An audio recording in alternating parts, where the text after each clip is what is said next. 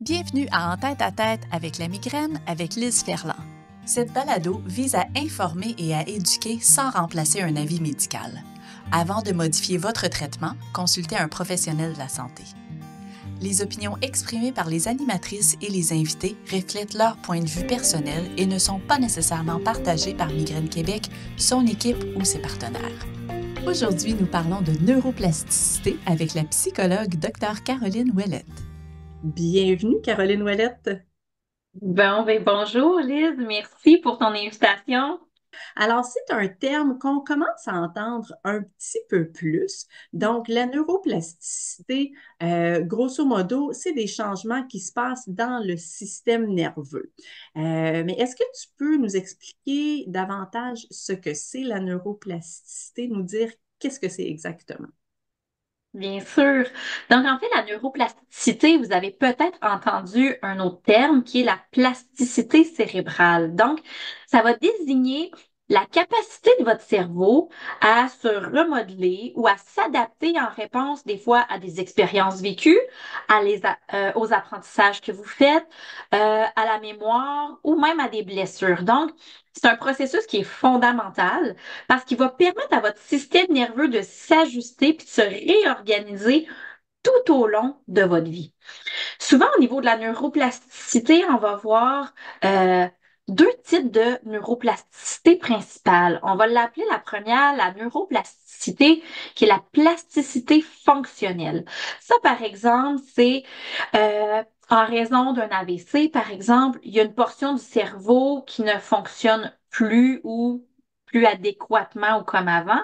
Donc, il y a d'autres zones du cerveau qui vont compenser pour la perte de fonction motrice ou cognitive, qui va se réorganiser pour pouvoir prendre en charge la portion qui est blessée. On a aussi la plasticité qu'on va appeler structurelle. Donc, ça, c'est des changements dans la structure physique réelle du cerveau. Donc, parfois, ça veut dire qu'il va y avoir plus de connexions synaptiques. Des fois, c'est l'augmentation ou la diminution de certaines régions de votre cerveau en fonction de diverses expériences. Donc, c'est à se rappeler que la neuroplasticité ou la plasticité cérébrale, elle est vraiment importante parce que, en fait, elle va vous permettre de créer de nouveaux apprentissages, de nouvelles mémoires. Elle va vous permettre aussi de vous réhabiliter, par exemple, à la suite d'une blessure ou même avoir un impact au niveau de la gestion de votre douleur. Donc, si je comprends bien, notre cerveau est constamment en train de se réorganiser, de créer des nouvelles connexions selon les différentes choses qu'on va expérimenter au cours de notre vie. C'est bien ça? Exactement. Et puis, bon, pour apprendre des nouvelles choses, c'est une fonction qui est vraiment très, très bien. Puis comme tu le mentionnais, pour quelqu'un qui vient d'avoir un AVC, de voir que certaines régions du cerveau peuvent venir compenser, ben, c'est évidemment quelque chose de très positif, mais j'ai l'impression qu'il doit avoir aussi un aspect qui peut être peut-être un peu plus néfaste en lien avec la douleur chronique. Est-ce que je me trompe? Tu as fait raison. En fait, on va parler dans ce cas-là de sensibilisation centrale. Donc, je vais tout d'abord vous expliquer qu'est-ce que c'est de la sensibilisation centrale, puis les effets que ça peut produire. Puis, je vais me permettre de vous donner un petit exemple qui n'est pas en douleur pour vous permettre d'assimiler qu'est-ce que c'est la distinction entre la neuroplasticité qui peut mener à de la sensibilisation centrale. En fait, la sensibilisation centrale va se produire lorsque les neurones du système nerveux central vont se modifier pour répondre à divers signaux, dans ce cas-ci de douleur. Donc, au lieu de seulement répondre à des stimuli qui sont nocifs, bien, les neurones vont commencer à réagir de manière exagérée à des stimuli qui, normalement, seraient perçus comme non douloureux. Alors, à la suite de cette réaction-là, certaines personnes peuvent développer de l'inflammation, d'autres une douleur chronique, d'autres avoir des lésions tissulaires qui peuvent être permanentes, par exemple. Donc, bien sûr, les effets, la douleur chronique résultant de la migraine peuvent avoir un impact sur la sensibilisation centrale. Si on a, par exemple, une ou deux migraines par année, c'est pas à ce moment-là qu'il va avoir le plus d'impact. Mais si on se met à être chronique au niveau de la migraine et à vivre plusieurs épisodes par mois, voire par semaine, cette chronicisation-là, puisqu'elle se produit souvent, va avoir un impact sur les modifications de votre cerveau. Votre cerveau va devenir beaucoup plus réactif à tout ce qui pourrait stimuler ou devenir un déclencheur pour les migraines. Puis bien sûr, ça a un impact sur la qualité de vie. Donc, si on se met à avoir des difficultés, exemple au niveau du sommeil, de l'alimentation, des relations interpersonnelles, mais c'est toutes des choses qui vont venir renforcer ces changements structurels qui peuvent avoir lieu. Donc, je vais me permettre de vous donner un exemple de neuroplasticité. On va prendre l'exemple de Clara. Clara est étudiante à l'université et elle a toujours voulu apprendre le piano. Elle est âgée de 20 ans, puis elle n'a aucune expérience préalable d'instrument de musique quelconque. Donc, au départ, dans son apprentissage, ben, elle va trouver difficile, en fait, de coordonner ses doigts. Elle a l'impression que ses doigts sont pas coordonnés avec ce qu'elle aimerait. Elle a aussi de la difficulté à lire les partitions parce que pour elle, c'est nouveau. Elle doit apprendre une partition pour la main droite, une partition pour la main gauche et la lecture de la musique est une nouvelle lecture pour elle. Cependant, ce que Clara réalise, c'est qu'avec chaque séance de pratique, elle va exercer son cerveau et ses muscles de manière répétée. Donc, ce qu'elle va faire dans son cerveau, elle va renforcer les connexions neuronales liées à sa coordination, à sa mémoire, puis aussi à sa concentration. Donc, ça va avoir plusieurs impacts, à la fois sur le physique et aussi sur la mémoire et la concentration, qui sont des techniques un peu plus cognitives. Et avec une petite discussion avec Clara, qui se met à se consacrer régulièrement à la pratique du piano, elle va observer autre chose. Tout d'abord, les exercices réguliers vont faire en sorte que oui, elle coordonne mieux les mouvements de ses mains. Ses doigts deviennent plus agiles et elle peut apprendre des pièces de niveau beaucoup plus complexe. D'un autre côté, au niveau de sa mémoire, en apprenant des nouvelles pièces, elle développe sa mémoire musicale. Donc, elle se crée des nouvelles voies neuronales spécifiques pour se souvenir à la fois des notes, des rythmes, des harmonies. Donc, ça va faciliter son apprentissage futur du piano. Mais en discutant avec elle, elle se rend compte d'une autre chose qui est l'impact sur ses autres compétences. Donc, au-delà du piano, Clara constate qu'elle a une amélioration au niveau de sa concentration à l'école, de sa capacité à résoudre des problèmes. Lorsqu'elle a des questions à répondre pour ses travaux, elle est plus rapide dans son schéma de pensée. Donc, la neuroplasticité, ce changement-là physique et structurel aussi au niveau du cerveau, ne s'est pas limité à la musique. Donc, les compétences qu'elle a développées vont influencer dans ce cas-ci positivement sa performance, ses interactions sociales et puis ses capacités à être dans divers contextes. Donc, si je le prends puis je le transpose, par exemple, au mécanisme de la douleur liée à la migraine, mais au départ, imaginons que vous avez une migraine ici et là, que vous apprenez à avoir, qu'il y a certains déclencheurs dans votre migraine, et puis que la douleur, mais finalement la douleur vous amène davantage à être isolé, à moins sortir, à bouger de façon plus réfléchie, puis même des fois à être anxieux à l'idée de bouger puis de provoquer certaines douleurs, bien, ça peut avoir un impact dans la chronicisation. Puis cette sensibilisation-là que ça produit au niveau de vos neurones va faire en sorte que ça va s'expandre dans diverses sphères. Donc, il va y avoir des nouveaux éléments déclencheurs qui vont soudainement avoir un impact sur l'apparition d'une migraine ou au-delà des divers déclencheurs, un déclencheur qui pourrait être très bas, donc produit une très grande réaction chez vous parce que le cerveau a appris à communiquer cette information-là beaucoup plus rapidement. Donc, si je comprends bien, si j'ai des épisodes de migraine de plus en plus fréquents, si on fait le parallèle avec Clara, par exemple, c'est comme si Clara pratiquait de plus en plus son piano. Alors, si j'ai des épisodes de plus en plus fréquents, mon cerveau deviendra de plus en plus perfectionné à déclencher d'autres épisodes. C'est bien ça? Exactement. Donc, dans un côté où je l'ai mis de façon positive, bien, Clara a de nouvelles expériences et de nouvelles capacités. Mais ces nouvelles capacités-là existent également en douleur chronique, donc avec la migraine. Effectivement, plus j'ai d'épisodes, plus je vais perfectionner mon cerveau à analyser et à répondre aux divers stimuli autour de moi. Alors, la sensibilisation centrale dont on parle, donc ce phénomène qui fait en sorte que plus j'ai d'épisodes de migraine, mais plus mon cerveau se perfectionne en quelque sorte dans cette tâche-là.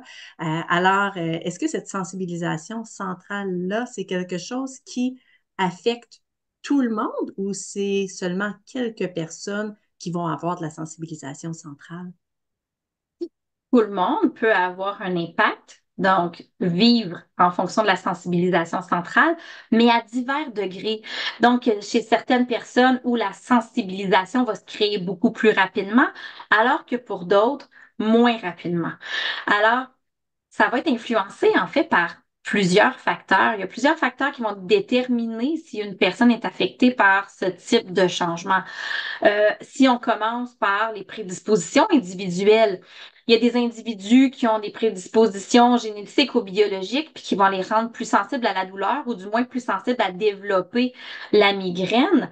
Alors, c'est un des facteurs possibles qui va alimenter la sensibilisation centrale. L'autre chose, c'est le seuil de douleur. Le seuil de douleur va varier d'une personne à l'autre. Donc, pour vous qui êtes devant moi, il y en a certains qui vont être beaucoup plus affectés par la douleur que d'autres. Donc, certaines personnes vont tolérer des niveaux de douleur plus élevés sans que leur système nerveux ne devienne sensible ou hypersensible, alors que d'autres peuvent développer une sensibilisation avec des expériences de douleur beaucoup moins fréquentes. Il y a aussi, en fait, les antécédents de douleur.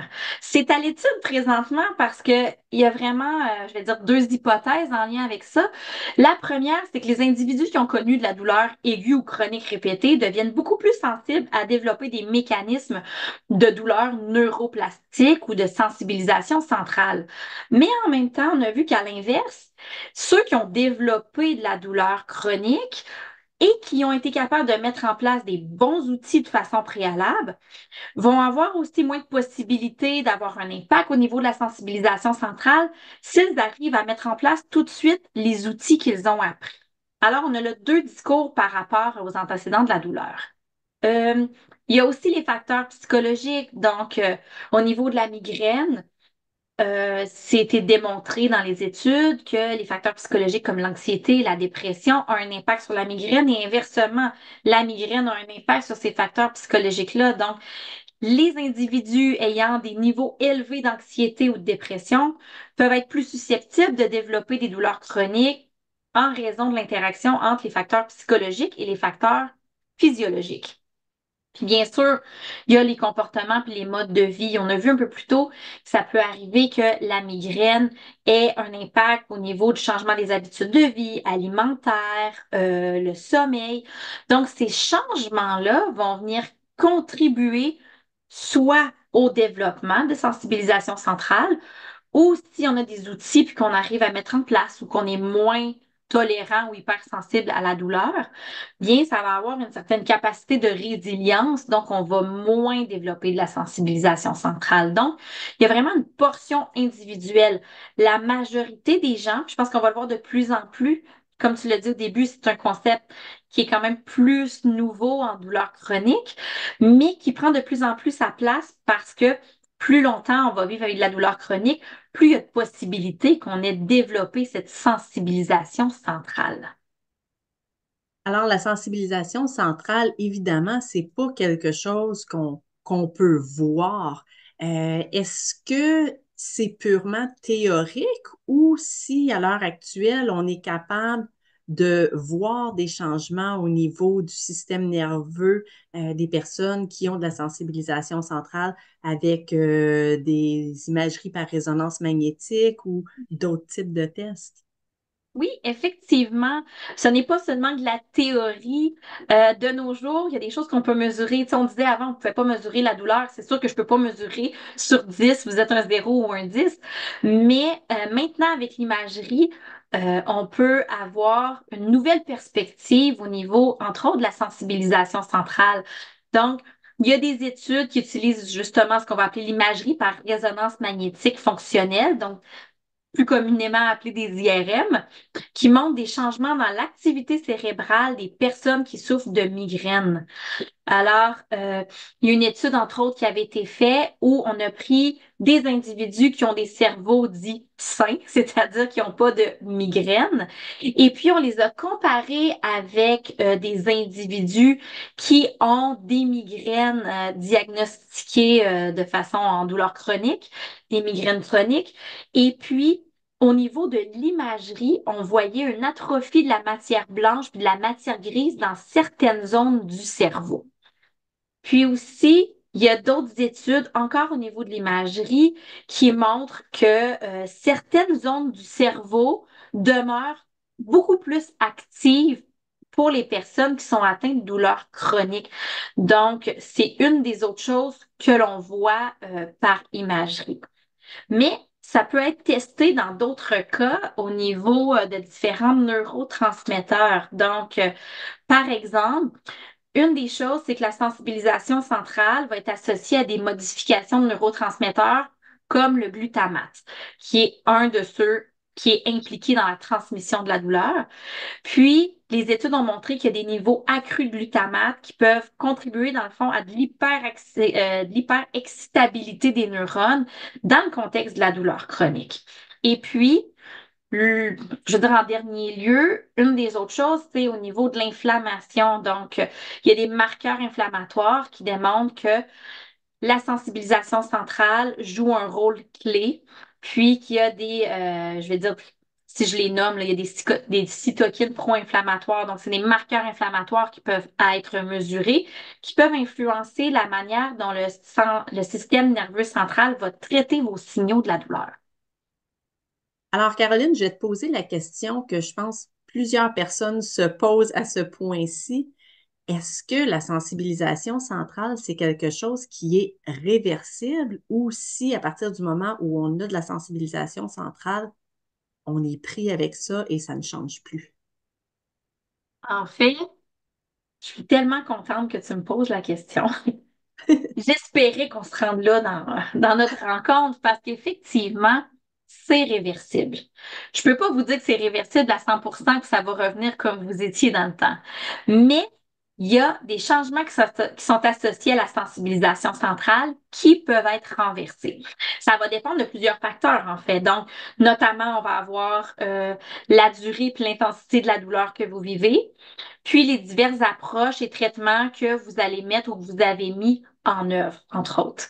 Donc, si je peux me permettre, j'aimerais ça partager certaines approches et puis études qui ont montré du positif. Ça te Oui, va? s'il vous plaît. C'est bon? Je voulais garder le suspense.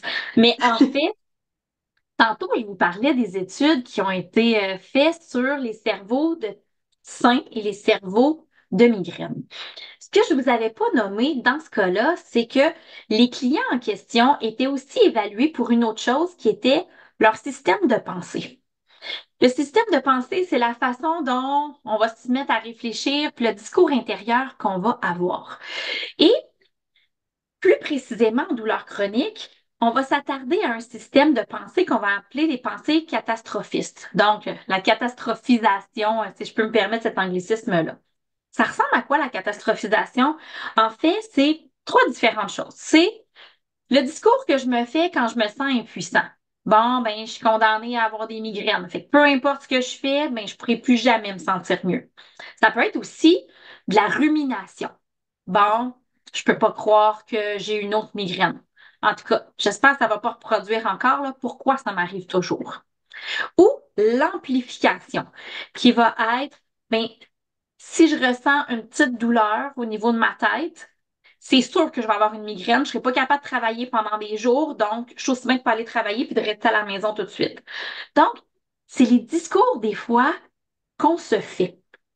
Et puis, ce qu'ils ont fait, en fait, je reviens à mon étude, c'est qu'ils ont pris les individus qui avaient des migraines et puis ils les ont mis sous un traitement, dans le fond, une psychothérapie, pour leur permettre de changer leur système de pensée. Alors, pour apprendre à remodeler ce qu'ils se disent, à plus laisser les pensées automatiques prendre toute la place, mais à avoir maintenant un contrôle sur leurs pensées automatiques. Et puis, ils ont refait les IRM après seulement 11 semaines. Et puis, après 11 semaines, les zones qui s'étaient atrophiées, bien, ils ont recommencé à reprendre leur forme initiale. Donc, ce qui est génial, c'est qu'on avait une preuve concrète que les traitements en psychothérapie pouvaient avoir un impact. Donc, c'est une des choses qui peut se faire. Mais au-delà, il y a d'autres choses qui peuvent se faire également en thérapie. De plus en plus, on va utiliser l'hypnose. C'est une technique qui peut aider à moduler la perception de la douleur, qui peut travailler sur les états de relaxation, favoriser des changements au niveau de la conscience et de l'inconscience, avoir un impact sur l'anxiété, la perception de la douleur. Donc, ça aide à changer la façon dont le cerveau va traiter les signaux de douleur parce que c'est votre ordinateur. Donc, l'hypnose en est un.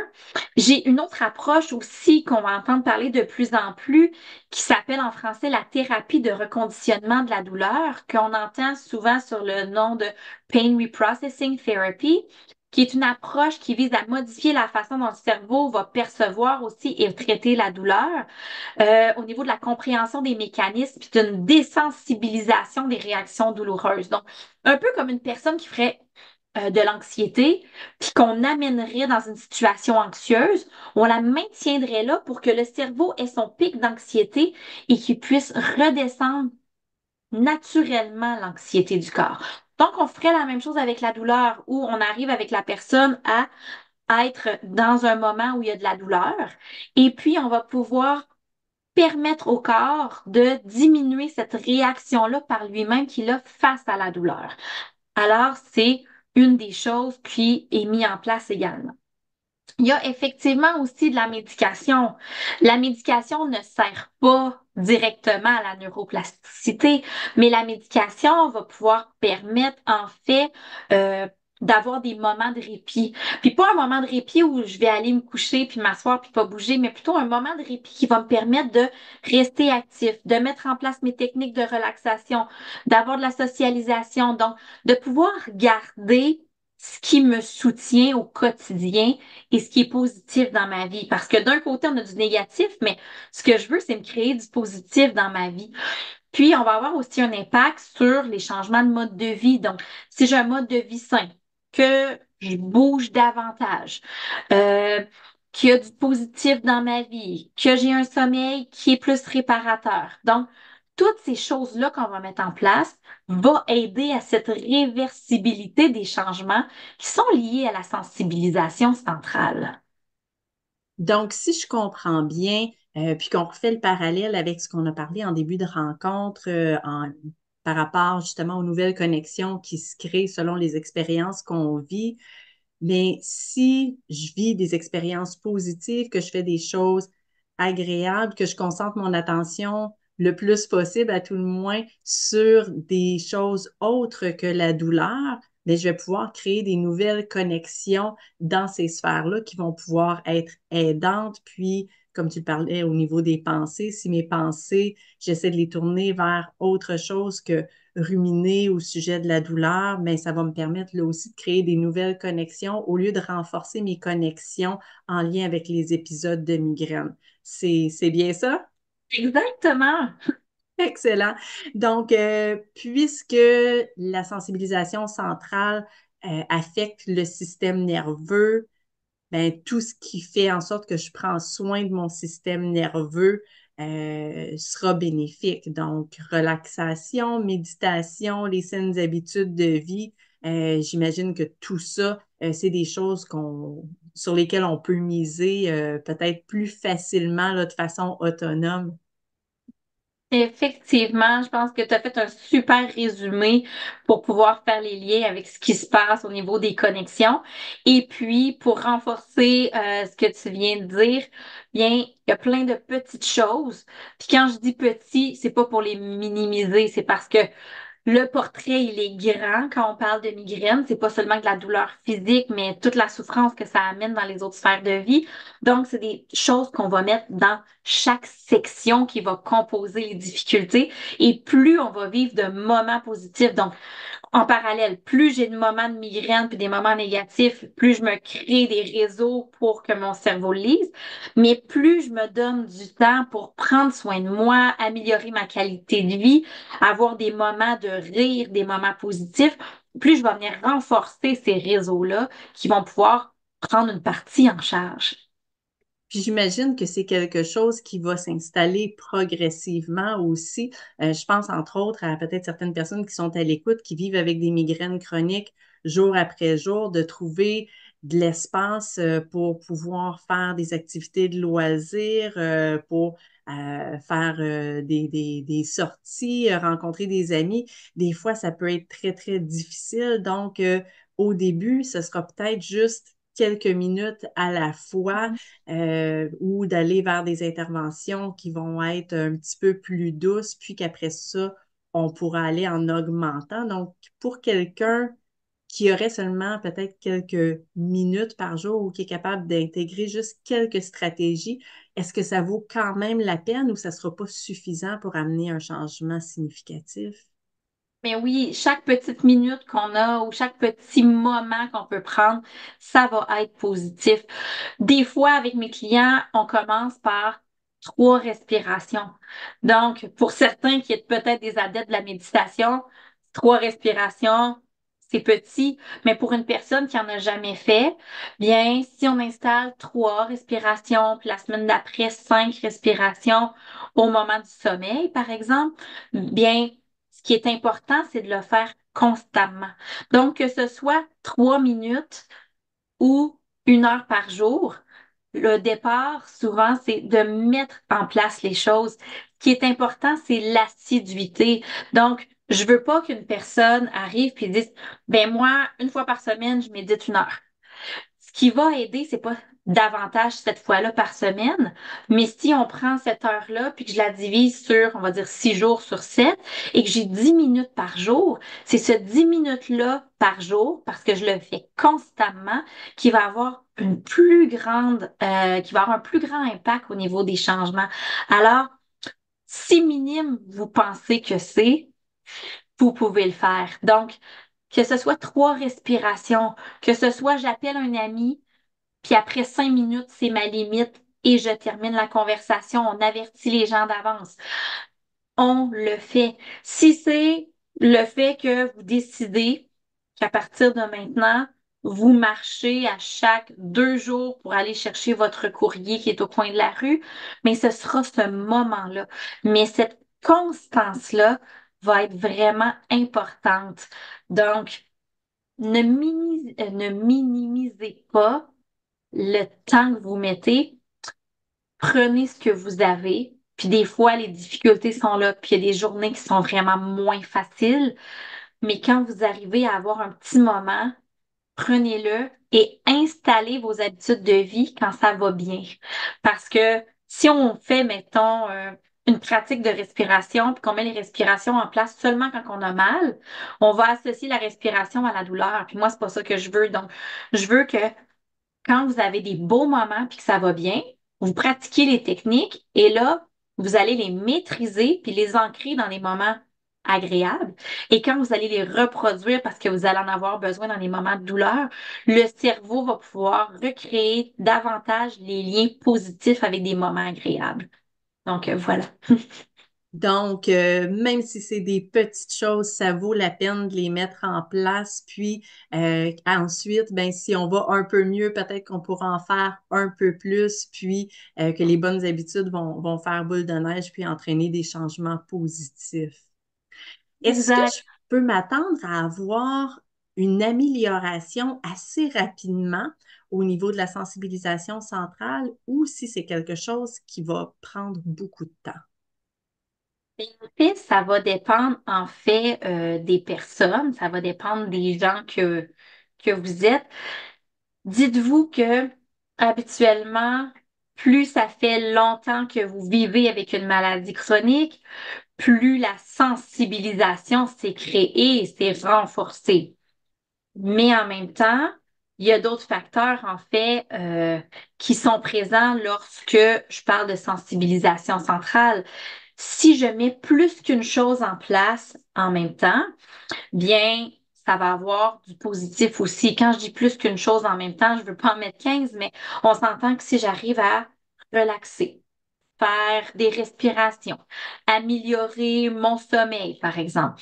Mais c'est toutes des choses qui, mis ensemble, vont avoir une synergie, puis vont vous permettre, en fait, d'améliorer cette sensibilisation centrale de façon plus rapide. Euh, Par la suite, il y a l'engagement dans le traitement. Donc, est-ce qu'on s'engage à mettre ça en place à tous les jours ou à presque tous les jours versus une fois par semaine? Il y a les diverses approches. Tantôt, on a parlé des approches, que ce soit sur les schémas de pensée, de l'hypnose, de l'activité physique. Dans d'autres cas, peut-être des rendez-vous en physio aussi parce que vous avez pris des mauvaises postures en relation avec les douleurs migraineuses. Donc, toutes ces choses-là que vous allez mettre en place vont accélérer le processus, mais c'est vraiment de façon individuelle. Il y a des gens qui vont déjà voir une amélioration dans les délais quand même assez courts, de quelques semaines à quelques mois, un peu comme les IRM avec les migraines nous montraient.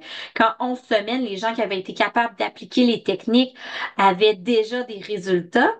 Alors que dans d'autres cas, en fonction de l'engagement, en fonction du nombre d'années de chronicisation, ça peut prendre un petit peu plus de temps. Donc, il faut rester patient, puis aussi avoir des objectifs qui sont réalistes. Donc, ça va vous permettre d'en atteindre davantage, puis d'être confiant dans votre processus de rétablissement.